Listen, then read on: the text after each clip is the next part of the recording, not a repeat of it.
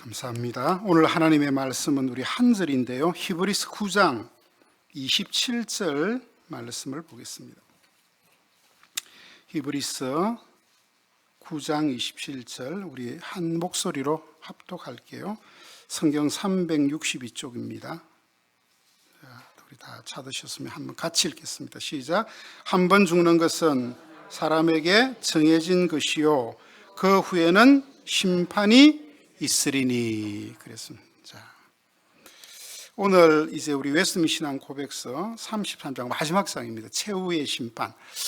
내용의 분량을 4만까지밖에 없어서 제가 만만치 않게 생각했는데 준비하다 보니까 내용이 안에 어마어마하게 많은 내용들이 들어있어서 조금 여러분과 시간을 좀 함께 해서 나눠야 될 것 같습니다.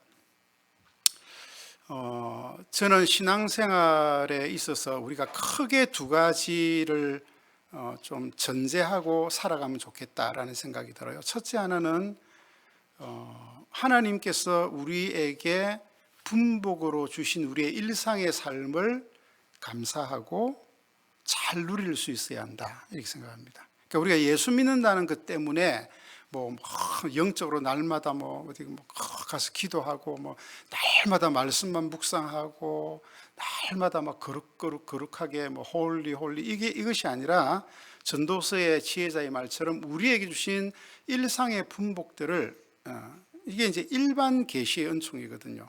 우리의 일상에 주신 일상에 우리에게 주신 하나님 은혜들을 잘 누리고 사는 것이 참 중요하다. 그래서 모든 내 삶의 뒤쪽에다가 뭘 놓으면 좋겠냐면 하나님의 뜻을 놓고 감사를 놓는 일이 참 중요하다고 생각합니다. 우리 지난주 수요일 날도 우리 윤 목사님 말씀을 통해서 삶을 재해석하게 되면 다 감사밖에는 나올 것이 없다, 우리 그런 말씀을 함께 들었잖아요. 사실은 하나님께서 내 일상에 주신 모든 일들이 다 감사하면 내게 감사로 돌아옵니다. 불평하면 답이 없습니다. 계속 그것이 감사가 내가 느낄 때까지 그 일이 불평한 일들이 계속되는 거예요. 그래서 일상을 잘 누리는 것이 굉장히 중요하다. 우리 오늘 집사님의 기도처럼 따뜻한 봄이 되면 봄이 됐구나. 이제 저는 이런 거 되게 중요하게 생각해요. 오늘 우리 이제 한번 권사님이 헌금을 하셔서 우리 교회에 이제 이렇게 꽃들을 사러 갔습니다. 가서 또 리종 준사님이 봉고차를 운전한다 그러시니까 제가 걱정이 되기도 하고, 그래서 어제는 이제 그저께는 박지하 장로님이 코치를 해주셨는데 오늘 장로님이 하셔서 제가 이제 옆에 제가 또 우리 박지하 장로님 운전하시는 거 제가 그 박지하 장로님 배웠거든요. 제가 운전을 제대로 배웠습니다. 그 고소한데. 그래서 이제 제가 또 앉아서 잘 코치를 하면서 갔는데 봉고차 운전을 저보다 더 잘하더라고요. 그래서 꽃을 사서 오는데 양옆에 개나리가 확 피가 있고 또 이제 벚꽃이 조금 따뜻한 데는 벚꽃이 벌써 윤중로 안 가도 될 것 같아요. 우리 여기 얼마나 벚꽃이 아름다운지 보면서 제가 참 이쁘다 이런 마음이 들었을까요? 아니면 무덤덤하게 그냥 왔을까요? 여러분이 이제 이쁘다 이렇게 왔을 것 같은데 제가 무덤덤하게 왔어요. 그래서 깜짝 놀랐습니다. 제가 왜 놀랐냐면 이제 내가 나이가 들어가는구나. 저렇게 꽃이 노랗게 빨갛게 저렇게 화려하게 피어 있는데도 내가 볼 때 이쁘다. 내가 이러지 못하는 내 마음이 갑자기 무거워졌어요. 그래서 제가 이제 물론 우리 전사님 운전을 또 잘 하나 못하나 제가 옆에 이제 제가 또 이렇게 초병으로 갔으니까 그런 걱정 때문에 그럴 수도 있는데 제가 진짜 그걸 보고 이쁘다 이런 마음이 제가 안 들었다는 거예요. 그래서 제가 돌아오는 길에 다시 봤어요. 얼마나 이쁜지. 가는 길에는 제가 그냥 갔는데, 그래서 제가 꽃을 보고도 이렇게 마음에 감동이 없으면 나이가 들었다는 증거라던데, 그래서 제가 이제 너무 심각해져서 돌아오는 길에는 다시 꽃을 보니까 너무 이쁜 거예요, 꽃이. 그래서 칼빈이 모든 하나님이 만든 자연 만물을 보면서 경의와 감탄을 하고 하나님 앞에 찬양한다는 것이 어떤 의미인지, 하나님의 솜씨가 이렇게 오묘하구나. 그 꽃집에 갔는데 그 자그만 꽃들 하나하나가 희한한 꽃들이 다 있더라고요. 저는 이름도 다 못 외우겠는데 이상하게 생겼는데 거기서 꽃이 피고, 그것이 또 아름다운 조화를 이루고, 이런 걸 보면서 하나님, 제가 이런 일에 무디어지지 않기를 오늘 하나님 앞에 긍휼을 구하는 기도를 드리면서 갔다 왔어요. 근데 우리가 이렇게 일상에 하나님이 우리에게 주신 은혜의 분복들을 누리는 일이 굉장히 중요하다는 거예요. 두 번째는, 그러면 우리가 일상에 주신 그런 분복들만 누리고 감사하고 기뻐하고 이렇게 살면 다 되느냐? 그렇지 않다. 우리에게는 마지막, 최후의 마지막 날, 모든 것을 결산할 날이 있다는 사실을 또한 잊지 말아야 된다는 거예요. 그것은 물론 우리의 미래에 있을 날이기도 하지만 한편으로는 내 인생의 개인의 종말을 구하는 그 날이 바로 그 마지막 날이 될 수도 있어요. 그렇죠? 더 이상 기회가 없잖아요, 우리에게. 그래서 저는 두 가지를 참 명심하면서 살면 좋겠어요. 하나는 우리에게 주신 일상의 분복을 잘 누리며 사는 일이고, 또 하나는 반드시 마지막 날이 있다는 사실을 기억하며 매일매일을, 그날을 염두에 두고 살아야 된다는 것. 그죠? 이 두 가지. 자, 그런 의미에서 오늘 웨스민 신앙 고백서 제일 마지막 장은 최후의 심판에 대한 내용입니다. 우리에게 굉장히 중요한 내용인데요. 자, 이 페이지를 펴보십시오. 종말과 재림과 최후 심판스러운 부분을 봅니다. 바쁘고 풍요로운 현대를 살아가는 우리 신자들에게 이런 용어들이 피부에 깊게 와닿지 않는 것이 현실입니다. 왜냐하면 이런 용어들이나 신앙의 내용들을 이미 이단에서 너무 많이 사용했어요. 그래서 이걸 가지고 사람들을 유혹하고 공포심을 조장하고 그러는 바람에 오히려 교회는 종말, 최후의 심판, 예수님 재림 이런 거를 오히려 교회는 여기에 대해서 자꾸 침묵하게 되는 이런 일들이 벌어졌어요. 그래서 오히려 교회가 갔는데 자꾸 재림 이야기하고 이러면은 사람들이 이게 좀 이상한 교회 아닌가 이렇게 생각이 들 만큼. 그런데 우리는 매주일마다 오늘도 고백했지만 사도신경을 고백할 때 뭐라고 고백하냐면 저리로서 산자와 죽은 자를 심판하러 오시리라 라고 하는 이 최후의 마지막 날에 대한 고백을 우리는 예배 시간마다 한단 말이에요. 그러면서 우리는 정말 얼마만큼 이렇게 마지막 산자와 죽은 자를 심판하러 오시는 이 마지막 날을 우리는 얼마나 뼈속 깊이 여기며 생각하며 신앙의 삶을 살아가느냐. 그렇게 생각할 때 우리가 오늘날 그렇지 좀 못하다라는 생각이 들어요. 저는 목사로서. 그래서 제가 두 가지를 이야기했습니다. 하나는 일상의 삶을 누릴 때 일반적인 은총 속에서는 은총을 잊지 말고 분복을 누리며 사는 일, 하나는 마지막 때를 생각하는 일. 이 두 가지가 항상 우리 신앙에는 공존해 있어야 돼요. 자, 1항을 한번 살펴보겠습니다. 오늘은 제가 1항만 할게요. 1항 내용이 조금 많아요. 그래서 1항만 살펴보겠습니다. 자, 우리 1항을 다 같이 한번 같이 읽어볼게요. 시작. 성부 하나님께서는 성자 예수 그리스도로 말미암아 공의대로 세상을 심판하실 날을 정하시고 그리스도에게 모든 심판의 권세를 주셨다. 그날에는 타락한 천사들이 심판을 받을 뿐 아니라 땅 위에 살고 있는 모든 사람들과 마찬가지로 그리스도의 심판대 앞에 나타나 그들의 사상과 말과 행위를 고백하고 그 몸으로 행한 대로 선악간의 보응을 받게 된다. 자, 3페이지. 1항은 세 가지 내용을 우리에게 전해주는데 첫째는 심판의 날짜가 정해져 있다는 거예요. 확정된 심판의 날이 있다는 겁니다. 엄청 중요하죠. 우리는 언제일까? 그런데 이미 확정돼. 하나님이 언제 이 세상에 오실지 하나님은 날을 딱 정해놨어요. 우리만 모를 뿐이에요. 그건 아버지만 아는 거예요. 그러니까 우리가 오늘을 지나면 오늘 지나고 내일이 되면 그날은 하루 더 땡겨진 날이 되겠죠. 그죠? 예. 두 번째는 그 마지막 날에 누가 재판할 건 재판장이 정해져 있다는 거예요. 세 번째는 어떤 사람들이 재판장에 서서 심판을 받게 되는가 하는 것이 정해져 있다는 거예요. 1항은 그 내용들이 세 가지 내용을 갖고 있습니다. 자, 첫째, 심판의 날짜가 정해져 있다는 것은 하나님께서 이 세상을 공의로 심판하실 날을 이미 확정하셨다는 거예요. 세상은 최후 심판의 날이 확정되어 있다라고 하는 사실은 믿지도 않을 뿐더러 그걸 인정하지도 않고 싶겠지만 세상이 인정하든지 인정하지 않든 그거는 상관없이 그날은 정해져 있기 때문에 반드시 온다는 게 반드시. 우리가 따라해 볼래요? 반드시 온다. 예, 그날이 언젠지는 모르지만 반드시 정해진 날이기 때문에. 그래서 카운트다운, 계속 카운트다운 하고 있는 거예요. 예. 자, 두 번째는 재판장도 정해져 있다는 겁니다. 본래 최후의 심판의 재판장은 성부 하나님이셨어요. 히브리서 12장 23절에 보니까 하늘에 기록된 장자들의 모임과 교회와 만민의 심판자이신 하나님과 그랬어요. 하나님이 만민의 심판자이셨어요.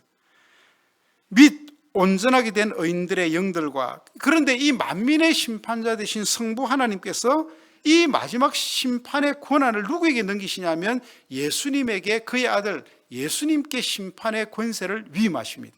위임이라는 말이 무슨 말인지 알죠? 다 그게 맡기는 거예요. 자, 증거 선고가 있습니다. 사도행전 17장 31절 같이 한번 읽어볼게요. 시작. 이는 정하신 사람으로 하여금 천하를 공의로 심판하는 날을 작정하시고 이에 그를 죽은 자 가운데서 다시 살리신 것으로 모든 사람에게 믿을 만한 증거를 주셨음을. 예. 최후의 심판날이 정해져 있고 심판장도 정해져 있는데 이 두 가지 사실을 묶어서 사도행전은 이렇게 선언했어요. 여러분, 그러면 그리스도가 왜 심판장의 위임이 되셨을까요? 그리스도의 고난과 부활이 그가 만민의 심판장이요 만민의 재판장이 된다는 증거가 됩니다. 주님께서 하나님의 공의로 말미암아 심판을 자신의 몸과 영혼으로 다 겪으시고 부활하신 분이기 때문에 그렇습니다. 고난을 받으시고 부활하신 주님께서 하나님께서 자신의 심판하는 대권을 그에게 임명하신 거예요. 자, 증거 선고가 있어요. 그냥 이거 하는 말이 아니라 요한복음 5장 22절에 보면 아버지께서 아무도 심판하지 아니하시고 심판을 다 아들에게 맡기셨으니. 오, 놀랍죠? 21절 읽어보겠습니다. 시작. 또 인자됨으로 말미암아 심판하는 권한을 주셨다. 여기 인자됨으로 말미암는다는 말이 굉장히 중요합니다. 여러분, 인자됨으로라고 하는 말은 하나님이 사람이 되어 이 땅에 오셨다라고 하는 이야기죠. 십자가의 고난을 받으시고 그분이 부활하셨기 때문에 심판의 권한을 위임받았다는 거예요.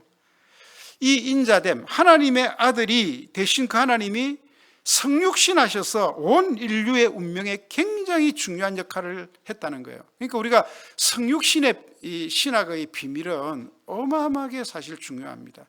초기 우리 기독교가 주님의 성육신의 문제를 갖고 계속 싸웠어요.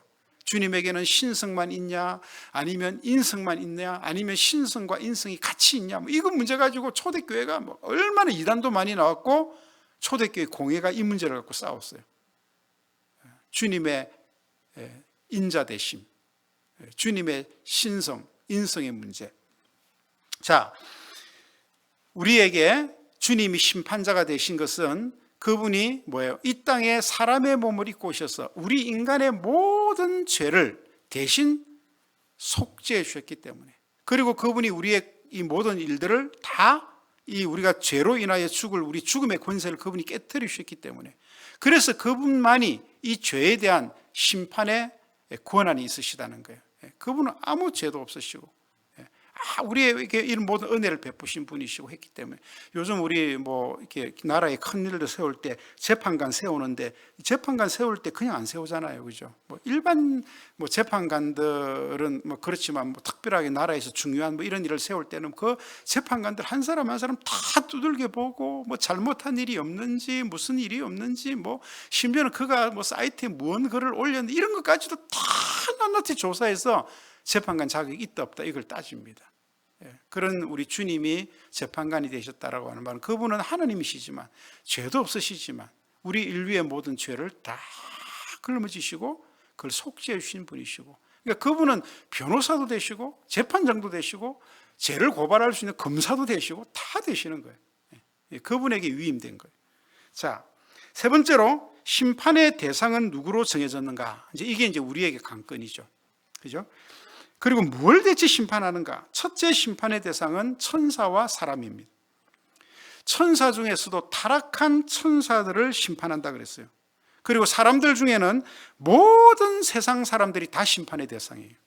여기에는 뭐 착하게 살았다고 제외되는 게 없어요. 다 심판의 대상입니다. 자, 4페이지 넘어갈게요.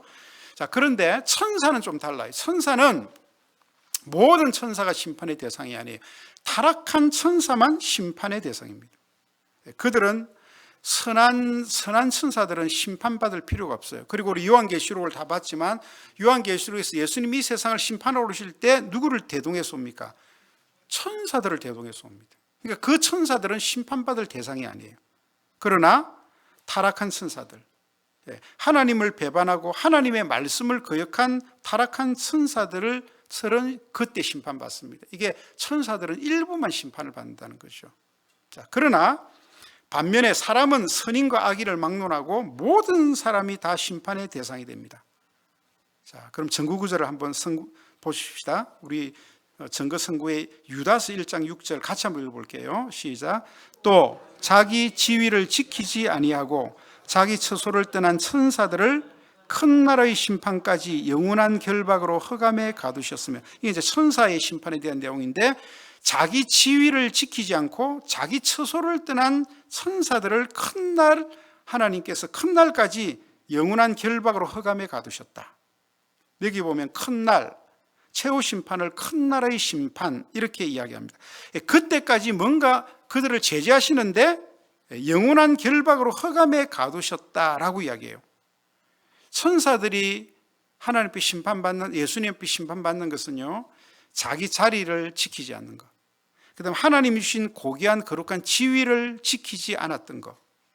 이 천사들이 대체 뭔 생각을 하고 뭔 짓을 그렇게 했는지 모르겠지만 어쨌든 자기 자리를 지키지 않고 위치를 지키지 않고 자기 자리를 이탈했다는 거예요. 이게 심판의 이게 이유가 된다는 겁니다. 그러니까 여러분, 이거는 하나님이 천사들에게만 적용하겠어요? 저는 이 말씀 보면서 내가 목사가 됐는데 목사의 직위를 지키지 않는 것, 목사의 직임을 내가 다하지 않는 것, 내가 하나님 앞에 성도로서 뿐 아니라 내가 하나님 앞에 직분을 받은 자로서의 이 직위와 직분을 제대로 내가 행하지 않는 이것이 하나님 앞에 큰 죄가 되겠구나. 심판 때 이것은 나에게 큰 올무가 될 수도 있겠구나. 저는 이런 생각이 들었어요. 여러분, 부자와 나사로, 부자가 지옥에 들어간 이유가 뭐라 그랬죠? 너는 매일 호화롭게 너에게 맡겨준 그 부와 모든 것, 너 그거 다 줬는데 매일 호화롭게 너 그거 띵까띵까 하면서 너 집 앞에 있는 나사로 한 번도 돌아보지 않았지 않냐? 맨날 개가 가서 그걸 핥아줬지 네가 언제 가서 따뜻한 밥이라도 한번 줬냐? 그거예요. 그의 지위와 그의 자리, 부자라고 하는 직위와 자리를 주었는데 결국 하나님께서 물으시는 것이 천사뿐 아니라 우리에게도 그걸 묻는다는 거예요.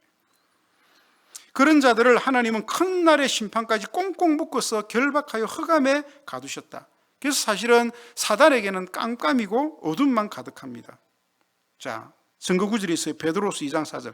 하나님이 범죄한 천사들을 용서하지 아니하시고 지옥에 던져 어두운 구덩이에 두어 심판 때까지 그것을 지키게 하셨다. 베드로 사도는 하나님이 범죄한 이 천사들을 용서하지 아니하시고 지옥에 던져 어두운 구덩이에 두어 심판 때까지 지키게 하셨다 그랬는데 최후 심판 때까지는 아직 완전한 심판을 보류하고 있습니다. 그래서 얼마만큼은 활동할 범위를 허락받아서 이 사단이 움직이는 거예요. 그러니까 사단도 하나님의 허락하에서 움직이는 겁니다. 그러니까 여러분, 우리가 이걸 좀 성경을 잘 해석을 하면, 잘 우리가 하나님 말씀에 대한 지식을 가지면 우리가 사단의 괴계를 능히 이길 수 있어요. 말하자면 사단은 성경이 이야기한 대로 공중권세 잡은 자입니다. 공중이라고 하는 말도 다스린다는 의미가 있거든요. 이 세상을 아직까지는 사단이 미혹하는 거예요. 하나님이 그걸 허용하셨어요. 그래서 사단이 여러분 활동합니다. 그런데 우리가 이 사단이 활동하지만 두 가지 분명한 사실은, 사단은 공중의 권세를 잡고 이 세상의 신이라고 불리기도 할 만큼, 심지어는 육신의 몸을 입고 오신 예수 그리스도를 시험한 정도의 그 자리까지 있는 자라고 하지만 세상에서 지배하는 영향력을 사단도 갖고 있어요. 우리가 이 사단을 또 너무 무시하면 안 됩니다. 그러나 그 사단보다도 더 위에서 내려다보고 계시는 하나님께서 이미 이런 타락한 천사들을 구덩이에 두어 지키면서 어느 때까지는 활용하는 그 범위를 허용하시지만 그 이상의 선은 못 넘게 한다는 거예요, 하나님이. 우리는 이걸 믿는 거예요. 우리 신자들이 좀 담대할 이유가 있어요. 제가 성경 공부하는 이 두 그룹이 있는데, 한 그룹에 어떤 목사님이 개척교회 하시는데, 자기는 한번 귀신 쫓아내다가 막 귀신이 자기 뺨을 때렸다 그랬나, 침을 뱉었다 그랬나, 여러 사람들이 있는데 앞에서. 그래가지고 자기 굉장히 지금 트라우마가 생겨가지고 지금도 귀신 누가 쫓아내달라고 기도해달라고 겁이 난대요. 또 그런 일이 벌어지면 어떡하나. 제가 아는 어떤 목사님은 귀신 쫓아내다가 부흥강사신데, 부흥강사들이 다 이렇게 넥타이 메고 다 이렇게 있잖아요. 얘가 이걸 땡겨가지고 넥타이를 땡기는 바람에 막 귀신 쫓아내다가 막 목이 졸려 죽을 뻔했어요. 막 뜯어 말리고 이렇게 했는데, 그래서 그런 좀 트라우마가 있다, 그런 이야기를 좀 들었습니다. 근데 여러분, 전혀 겁낼 필요 없습니다. 귀신은 하나님이 그 선을 못 넘기게 합니다. 우리 신자를 하나님께서 넘기지 못하게 하세요. 왜? 우리는 예수 그리스도의 이름만 갖고 있으면, 여러분 누가 귀신 들렸다 그러고 기도해달라고 하면 담대하게 가서 기도하십시오. 담대한 것이 중요합니다. 그리고 우리의 일상의 삶에서도 귀신은 계속 역사합니다. 나쁜 영들은 계속 역사해서 우리를 이렇게 자꾸 위축하게 만들어요. 위축하게. 귀신은요, 목사에게도 위축하게 만듭니다. 막 성도들이 자꾸 떨어진다든지, 교회가 이러면은 네가 잘하는 게 뭐 있냐 이러고 막 그런 위축을 시켜요. 근데 여러분, 거기에 넘어가서 위축돼 가지고 내가 목회를 하니만이 이러면요, 목회 못 합니다. 솔직히 저는 강단에 올라올 때마다 정말 영광의 하나님, 만유를 다스리시고 세상을 창조하시고 예배를 통하여 사람을 바꾸시는 하나님을 믿고 올라옵니다. 제가 부족하고 연약하지만 하나님의 그 권능과 하나님의 자비로우신 그 은혜는 어떤 누구도 변화시킬 수 있다고 생각합니다. 오늘 이 말씀을 들을 때 저는 모르겠습니다. 선포하지만 한 사람이라도 이 말씀을 듣고 변화될 수 있다면 저는 담대하게 외치겠습니다. 내 모습 보면은 내가 그렇게 삽시다 이렇게 못하죠. 근데 하나님이 하시는 거니까 다 그렇게 우리 살아야 됩니다 라고 외칠 마음으로 올라온단 말이에요. 그러니까 여러분, 우리 신자들이 좀 이런 마음을 가지셔야 돼요. 이 세상 살며 힘들고 어려운 일을 만날 때 그런 거 갖고 막 고민하고 거기 매여가지고 막 가슴 졸이고 막 이러면 안 된다는 거예요. 담대하게 하나님 믿습니다. 주의 권능과 능력을 믿습니다. 아직 죽어봐야 우리는 천국 아닙니까? 이런 담대한 마음이 우리에게 있어야 돼요. 자, 5페이지 갑니다. 이제까지 타락한 천사에 관한 신앙의 고백 내용을 보았습니다. 한 구절 더 첨가해서 보는 것이 우리 신자들의 신앙생활에 도움이 될 듯하여 고린도서 6장 3절. 자, 3절 4절 같이 읽겠습니다. 시작. 우리가 천사를 판단할 것을 너희가 알지 못하느냐? 그러하거늘 하물며 세상 일이랴. 그런즉 너희가 세상 사건이 있을 때에 교회에서 경이 여김을 받는 자들을 세우느냐. 자, 이 말은 무슨 배경인지는 여러분들 아시죠? 고린도, 우리가 이제 전설을 보시면 고린도 교회가 되게 부유로운 교회였어요. 그리고 일도 많고 근데 이 교인들끼리 교회 일로 이렇게 다투었는데 해결을 못하니까 이걸 누구한테 가져가요? 세상 법정에 가져갔다는 거예요. 바울이 이걸 대해서 바울이 속상했어요. 뭐라고 써요? 우리가 앞으로 천사를 판단할 사람들인데, 지금 천사와 우리를 비교하면 천사의 능력은 어마어마하지만 우리는 앞으로 이런 천사들을 판단할 사람들인데 너희가 이런 그리스도인의 일들을 가지고 세상 법정에서 판단을 받는다고? 이게 말이 되냐? 그 이야기하고 있는 거예요. 근데 실제로 근데 교회 안의 일을 세상 법정에 가져가는 사람들이 많습니다. 지금 이런 구조는 왜 안 보는지 모르겠어요. 바울 사도가 성도들의 문제를 세상 재판장 앞에 가서 호소하는 것을 너무너무 안타깝게 여기서 한 얘기예요. 주님께서 최후 심판날에 범죄한 천사들을 심판하는 그 자리에 우리 성도들을 배심원 자격으로 그 재판 자리에 앉혀놓습니다. 우리 인류를 유혹하고 끝까지 괴롭힌 그 악한 마귀, 그 하수인 노릇을 하던 그 졸개들, 귀신들을 판단할 때 배심원 자리에 우리 성도들이 앉아있는 거예요. 주님이 준엄한 심판을 딱 내리면 우린 옆에 앉아서 뭐라 그럽니까? 옳습니다 주님. 주님의 판단이, 주님의 선고가 맞습니다. 타락한 천사를 그렇게 하나님이 심판하신다는 겁니다. 자, 여러분 아셨죠? 우리가 얼마나 위대한 존재라는 걸 사단 두려워할 필요 없어요. 여러분 누군가가 뭐 악한 영에 사로잡혀서 기도 좀 해서 그럼 담대하게 가서 기도하십시오. 여러분 혼자 가기 무서우면 뭐 옆에 누구 장로님들 불러서 안수입사님들 불러서 권사님 불러서 같이 가셔도 돼요. 두려워할 이유가 하나도 없어요. 담대하게 그냥 예수 그리스도 이름으로 쫓아내면요, 진짜 생각도 못했는데 이런 귀신이 쫓겨나갑니다. 저는 뭐 그런 일을 너무 무수하게 보고 살았기 때문에 지금도 뭐 그런 나타나기만 해라 그냥 저는 그러고 있어요. 자, 세 번째로 모든 사람이 심판의 대상이 된다는 사실은 어떤 의미일까요? 자, 먼저 여러분 질문을 하나 드릴게요. 예수님을 참되게 믿었던 신자들도 최후의 심판을 받을까요? 자, 받는다, 안 받는다. 속으로 생각하세요. 제가 또 손들라 그러면 여러분이 좀 미안할 수 있으니까. 자, 성경에는 뭐라고 표현되냐면 둘 다 표현이 있어요. 받는다, 받지 않는다라는 표현이 다 되어 있습니다. 그래서 우리 헷갈릴 수 있는데, 자, 우리 증거 구절도 봐야 되지만 요한복음 3장 16절에 보면요, 자, 우리 뭐 3장 16절, 17절 다 아는 내용 18절을 보겠습니다.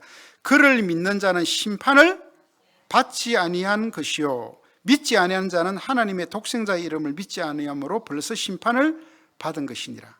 여기 보면은 심판을 믿는 자는 받지 않는다고 되어 있습니다.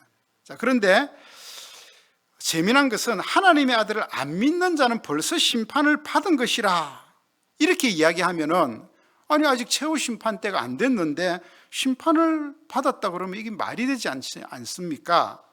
미리 그럼 소급해서 하는 내용입니까? 그렇게 물을 수 있어요. 근데 이게 그런 내용이 아니라 여기서 말하는 심판을 미리 받았다라고 하는 얘기는 정죄를 미리 받았다, 그런 표현을 여기 심판이라고 써서 이것도 조금 좀 바꾸면 좋은 표현인 것 같아요. 그러니까 하나님의 아들을 안 믿는 사람은 이미 그는 정죄를 받았다는 거예요. 자, 이 문제를 제가 조금 더 설명하겠습니다. 하나님께서 독생자를 이 땅에 보내신 것은 하나님께서 세상을 다 정죄받을 인간으로 보셨다는 거예요. 여러분, 이 세상이 정죄받을 인간이 아니라면 하나님이 독생자를 보내실 이유가 없습니다. 그렇잖아요. 그래서 그들로 하여금 믿어서 구원을 받게 하시려고 독생자를 보냈다는 거예요.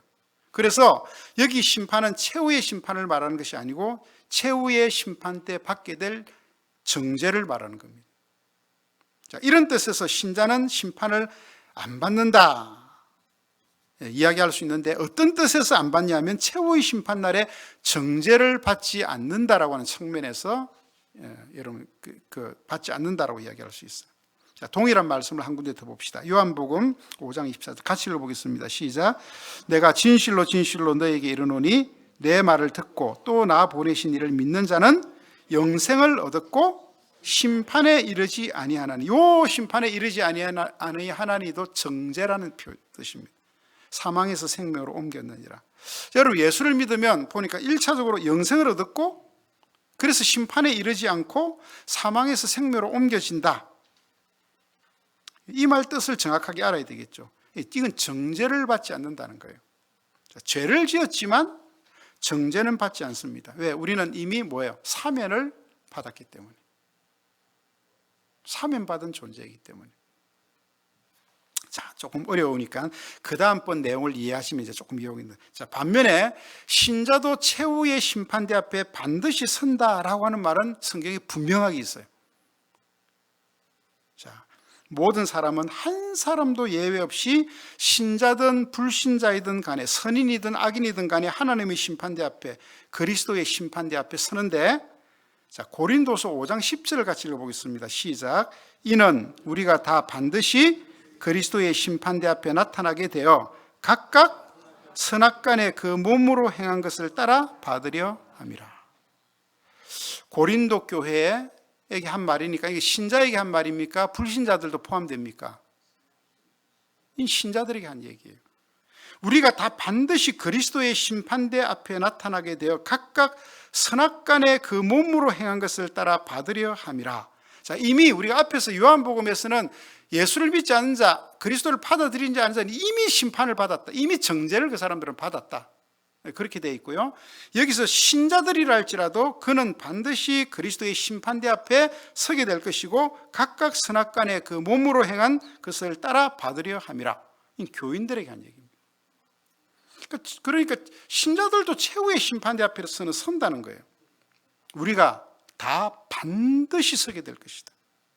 틀림없이 그리스도의 심판대 앞에 선다. 어떻게 됩니까? 그래서 자, 각각 따라해 보실래요? 각각 선악간에 그 몸으로 행한 것을 따라 받는다.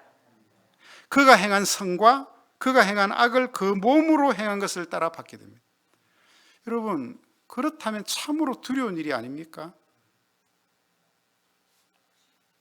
여러분, 근데 이게 사실입니다.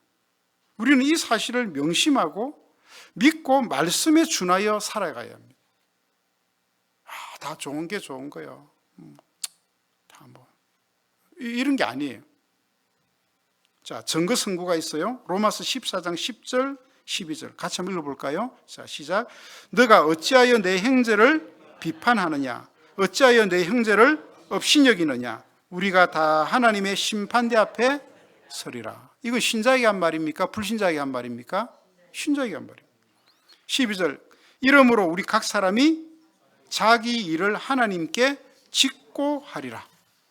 직고한다는 말이 뭔 말이죠? 자기 입으로 이야기를 한다는 거예요. 바울 사도가 로마 교회를 향해서 책망하는 문맥 속에서 하신 말씀이에요. 너가 어찌하여 너의 형제를 비판하느냐? 어찌하여 내 형제를 업신여기느냐? 우리가 다 하나님의 심판대 앞에 서게 될 건데 너 그렇게 했다가 나중에 너 무슨 꼴을 당하려고 그러느냐? 하고 지금 로마 교회에게 하는 얘기예요. 여러분, 형제를 함부로 대하는 것, 형제를 비판하고 업신여기는 것, 이거는 마음의 행위잖아요. 그런데 이 마음에 있는 것들이 입 밖으로 툭 튀어나와서 비판하는 말로 드러난다는 거예요. 자, 이 말을 여러분들이 비판하지 말라, 업신여기지 말라라는 이 말을 또 이렇게 오해하시면 안 돼요. 여기 신자가 신자답게 살지 못하는 것을 비판하지 말아라, 그런 얘기는 아닙니다. 건전한 비판, 신앙적인 충고와 교훈은 얼마든지 유익해요. 그건 해야 돼요. 여러분, 사도들이 보면은 교회를 향하여 얼마나 많이 꾸짖는데요. 그들의 잘못된 것을 속속들이 밝히는데요. 이런 걸 가리키고 비판이라고 이야기하면 안 됩니다. 이건 비판이 아니에요. 그럼 비판은 뭐냐? 문맥적으로 해석할 때 로마서 14장에서 한 이 이야기는 어떤 음식을 먹어도 되냐, 먹어도 되지 않느냐 하는 게 문제가 되었습니다. 아디아포라의 문제죠. 이 아디아포라. 진리가 아닌, 진리에 속한 문제가 아닌, 이것은 신앙의 성숙에 대한 문제예요. 여러분, 믿음이 약한 사람은 자기의 믿음의 분량만큼 그 나오는 고기들이, 그 당시 고기들이 다 이방 신전에 제사를 지내서 시장에 유통되는 고기들이 이런 데 많았거든요. 그래서 믿음이 약한 사람들은 그거 갔다 온 음식인데 난 그거 못 먹어. 나 그거 먹으면 조금 나는 좀 찜찜해. 그래서 먹지 않으니까 믿음이 강한 사람들은 그 본래 우상이라는 건 없는 거야. 본래 하나님의 다른 신이라는 건 없는 거야. 그러니까 거기다가 뭘 했다고 해서 그게 우상제물이 아니야. 괜찮아. 이렇게 했다는 거예요. 근데 이게 그렇게만 했으면 좋은데, 야, 너는 믿음이 그것밖에 안 되냐? 그것도 못 먹어, 이 바보같이. 그러니까 네가 맨날 믿음 생활 그렇게 하는 거야. 뭐 이렇게 했다는 거예요.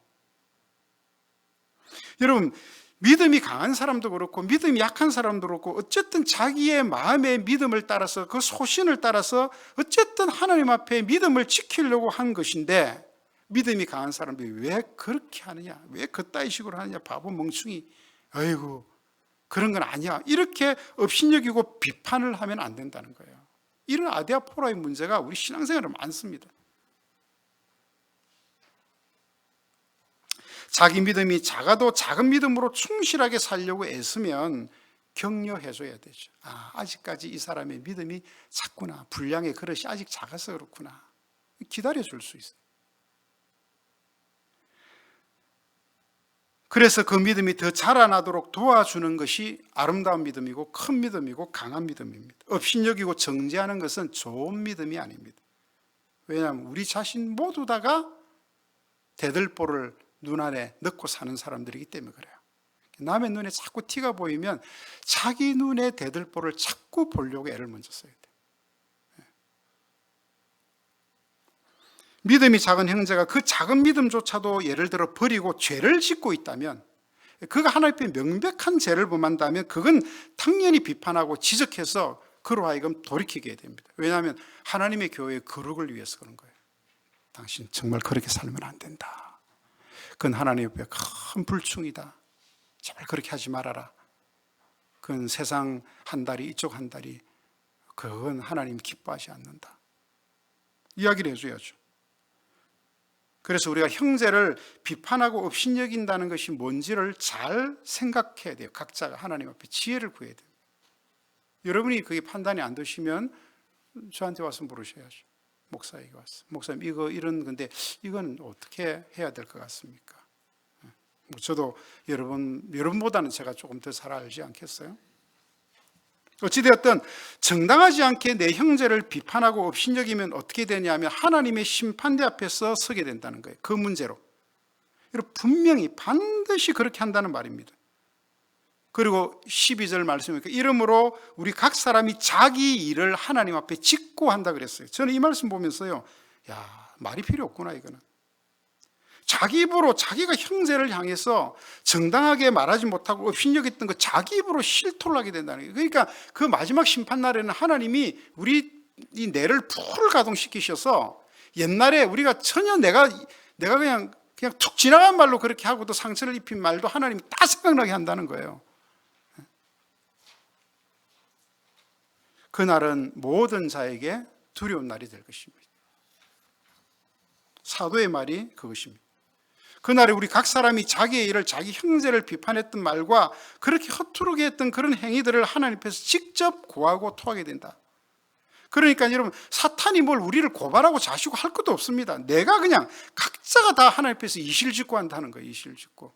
근데 우리가 돌이켜보면 얼마나 우리가 살면서 우리가 말로 사람들 실족시키고 또 우리 마음으로 생각으로 짓는 죄, 미움, 불평, 원망, 안 해도 될 말 괜히 해가지고 분란 일으키고 이런 게 얼마나 많습니까? 그걸 다 짓고 하게 된다는 거예요. 그러니까 여러분, 우리 신자들은 진짜 은행을 정말로 조심하셔야 돼요. 마지막 심판날이 있다는 이 사실을 기억할 때마다. 저는 이제 목사이기 때문에 또 더 그냥 말이 입에서 톡 튀어나오려고 그러는데 참습니다. 참으면 유익하더라고요. 돌이켜보면. 심판의 대상이 누구냐? 자, 1항의 결론입니다. 타락한 천사들과 모든 사람들입니다. 어디까지를 심판하느냐? 타락한 천사는 자신의 직무, 자기 자리, 자기 위치에 대한 이탈에 대한 심판을 한다 그랬어요. 이건 우리에게 큰 교훈을 줍니다. 우리도 하나님께서 우리에게 맡기신 자리, 우리의 직무, 우리의 달란트, 내게 맡겨주신 사람들, 우리의 가정, 가족, 그 다음 우리의 이웃들 다 포함됩니다. 내게 맡겨주신 물질, 시간 다 마찬가지. 그 자리를, 그 위치를 넘어가면 안 돼. 하나님께서는 많이 맡은 자에게 많이 찾을 것이고 그랬어요. 내가 좀 뭔가를 하나님부터 많이 받았다 생각하면 여러분 많이 하십시오. 많이. 그러면 또 더 많은 것으로 하나님 채워주실 겁니다. 왜냐하면 그것을 통해 하나님 영광 받으시기 원하시니까.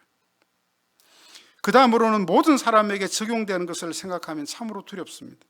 사람의 모든 생각과 말과 행위가 다 심판의 대상이 된다는 거예요. 자, 전도서 12장 14절 같이 읽겠습니다. 시작. 하나님은 모든 행위와 모든 은밀한 일을 선악간에 심판하시리라. 전도서에서는요, 한 번 더 들어가서 하나님은 모든 행위와 모든 은밀한 일을 선악간에 심판하신다. 은밀한 일까지. 모든 행위라고 하는 것은 드러난 우리의 행동과 말이겠죠. 그런데 거기에다가 모든 은밀한 일까지 포함됩니다. 여러분, 누가 우리가 생각으로 한 죄를 끄집어낼 수 있겠어요? 생각으로 하는 거. 마음에 품었던 그 많은 악함, 그 많은 욕심, 그 많은 분노, 엄란한 생각들, 세속적인 것들, 그런 것들을 어떻게 여러분 남이 알겠어요? 우리가 천사 같은 얼굴하고 다니면 아무도 모르죠. 근데 그게 다 드러나는 날이 온다는 거예요. 그래서 우리가 마지막 심판날 때는 저 사람이 저런 생각까지 했단 말이야? 아마 우리가 다 그런 걸 보고 깜짝 놀랄 겁니다. 마지막 심판날은 두려운 날이 될 것이에요. 우리의 모든 비밀한 생각까지 다 드러나게 될 것입니다. 그러니 하나님 앞에서 어떻게 누가 이걸 견딜 수 있겠어요? 이 두려운 날을. 그래서 여러분, 우리는 생각을 조심하지 않으면 안 됩니다. 정말 생각을 조심하셔야 돼요. 마음에 먹는 생각조차도. 마음으로 생각은 할 수 있지만 둥지는 털지 말게 하라. 그런데 그것 아니에요. 생각조차도 나는데 어떻게? 그것도 제어하셔야 돼요. 주님, 나로 이런 부정적인 생각, 이런 세속적인 생각, 이런 음란한 생각들 하나님 들지 않도록, 나지 않도록 주님 나를 정결하게 하나님 해달라고. 그냥 스쳐 지나가는 생각이라고 그냥 해버리면 안 됩니다. 하나님 앞에, 모든 사람 앞에 드러난다면 어떻게 그걸 생각하고 또 그렇게 하겠습니까? 못합니다. 부끄러워서라도. 그런데 그날 그렇게 된다는 거예요. 모든 사람이 다 알게 된다. 그러니 우리는 우리의 마음과 생각을 항상 씻어야 합니다. 자, 여기에 우리 회개의 중요성이 있어요. 하나님 옆에 올 때마다 하나님, 이 죄인을 불쌍히 여겨 주옵소서. 나를 긍휼히 여겨 주옵소서. 오늘도 내가 주의 마음을 가진, 주의 사랑을 받은 존재인데 내가 오늘 하루 살면서 이렇게 내가 나쁜 생각, 이렇게 못된 생각, 이렇게 내가 세속적인 생각, 음란한 생각, 이렇게 내가 하나님 앞에 죄 짓는 생각하고 내가 살았습니다. 주님 나를 불쌍히 달라고. 항상 회개, 항상 하나님의 긍휼을 구해야 됩니다. 여러분, 제가 여러분에게 늘 주의 긍휼을 구하는 기도를 하셔야 되고 늘 회개의 기도를 해야 된다는 이유는 죄 지었으면 회개만 하면 돼, 그런 얘기가 아닙니다. 그날 하나님 앞에 설 날이 있기 때문에 정말 그런 일에 정죄받지 않도록, 물론 우리는 사면된 존재이지만 우리가 회개하지 못한 죄는 짓고 해야 돼. 하나님 앞에 내려놓고. 저는 특별히 여러분에게 말과 입을 조심해야 될 것을 함께 나누기를 원합니다. 그리고 말과 입은요, 생각을 잘 하셔야 말과 입이 통제가 됩니다. 생각을 잘못하면 말과 입이 통제가 잘 안 됩니다. 어떤 사람들은 아예 생각을 거치지 않고 말부터 하는 사람들이 있긴 해요. 그런 사람들은 참 그게 버릇이 돼서 어쩔 수 없는데 정말 생각을 잘 하셔야 돼요. 한번 말하기 전에 한 번 더 생각해보고, 그 다음에 우리 몸으로 한 일들이 다 드러난다 그랬잖아요. 그죠? 몸으로 한 일이란 뭘까요? 물론 거기 안에 말과 행동도, 입에 말도 포함이 되어 있겠지만 섬기는 일이죠. 사람을 섬기는 일이고, 누군가에게 친절을 베푸는 일이고, 사람들을 대하는 태도이고, 그죠? 어린아이 하나라도, 소자라도 업신여기지 않는 그 마음. 우리 오늘날 우리 주위에는 정말 너무 힘들고 어려운 사람들이 많습니다. 앞으로 노인이 많은 시대가 되다 보니까 우리 교회도 정말 참 우리 어르신들이 참 많잖아요. 젊은 사람들은 그래도 참 살아갑니다. 그래도 기를 쓰고 힘을 내서 살았는데 이미 그런 세월들을 다 살아오셨고, 이제 그분들은 어떻게 보면 참 대우를 받아야 되고 존경을 받아야 되고 하는데, 요새 누가 노인들 존경합니까? 노인들 이야기하면 말도 안 듣습니다. 노인들이 뭐 하냐고. 근데 그렇지 않습니다, 여러분. 소자는 꼭 어린 아이라서 소자가 아니라 정말 세상에 힘없이 보이고 능력 없이 보이고 이제는 그의 삶을 단 그 자리 같은 쓸모없이 보이고 하는 정말 그런 사람들이 소자입니다. 우리 교회는 하나님의 나라는 그런 소자의 나라라고 이야기합니다. 하나님의 마음이 늘 그들에게 가 있기 때문에 그렇습니다. 저와 여러분들이 우리의 일상에 주신 하나님의 분복을 잘 누리고 사는 일이 너무 중요하고 귀하지만, 또 우리에게 주어진 이 마지막 날이 있다는, 최후의 심판이 있다는 사실을 잘 기억하면서 정말 말 한마디, 내 생각 하나, 또 나의 모든 은행 몸으로 내가 섬기는 일 하나까지 정말 조심하면서 정말 하나님 앞에 우리의 믿음의 삶을 그날 참 부끄럽지 않도록, 그죠? 또 모든 있는 죄는 빨리빨리 회개하시면 돼요. 정말 그래서 진실한 회개가, 이게 입에 달린 회개가 아니고 진실한 회개가 필요합니다. 그리고 몸으로 하는 것 다 선악간에 하나님이 보상해 주시고 심판하시지만 이 땅에서도 하나님 보상을 주신다 그랬어요. 여러분 100배나 받는다라고 하는 말을 제가 이야기했죠. 물리적인 게 아닙니다. 의미가 달라지는 거예요. 의미가, 사는 의미가, 여러분 삶의 의미가, 시간의 의미가, 내게 있는 소유의 의미가 달라지지 않으면 진짜 재미없어요. 그거는 여러분이 있어도 여러분 거 아닙니다. 정말 재미없고요. 있으면 있을수록 골치 아프고요. 문제 생깁니다. 그런데 의미가 있어지면요, 아무리 내 소유가 적은 거라도 거기에 기쁨이 있고 즐거움이 있고요, 거기에 보람이 있어요. 이게 예수 믿는 맛이고 실력이고 이게 믿음입니다. 저와 여러분에게 이런 아름다운 우리 미래를 생각하는 귀한 믿음이 생겨지기를 주의 이름으로 축복합니다. 기도합시다. 하나님 아버지, 은혜를 감사합니다.